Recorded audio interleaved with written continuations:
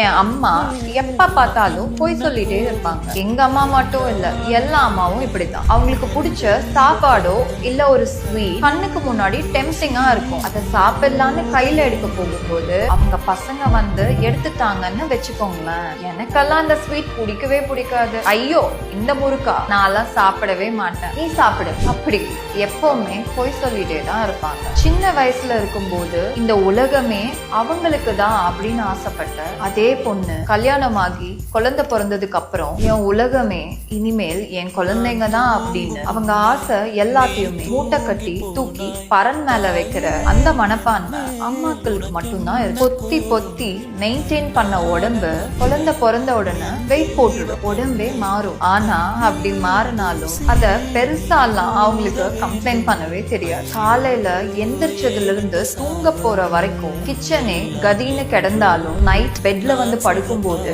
காலையில அதே சிரிப்போட அம்மாவால தான் இருக்க முடியும். எத்தனை அம்மாக்களோட கனவு கிச்சனுக்குள்ளாரையே முடிஞ்சிடுது இல்ல. ஆனா அதே அம்மாக்குள்ள உலகத்தையே சுத்தி பார்க்கணும்னு ஆசைப்பட்ட அந்த 18 வயசு பொண்ணு இன்னும் இருக்குன்னு நம்ம நிறைய பேர் மறந்துடுறோம். எஸ், நம்ம எல்லாரும் எங்கேயோ வேகமா ஓடிட்டே தான் இருக்கோம். ஆனா அப்பப்போ கொஞ்ச நேரம் நின்னு கிச்சனுக்குள்ளாரையே இருக்கிற உங்க அம்மாவை வெளியில கூட்டிட்டு போங்க, அவங்களோட பேசுங்க, டைம் ஸ்பெண்ட் பண்ணுறீங்க, அது போதும் அவங்களுக்கு.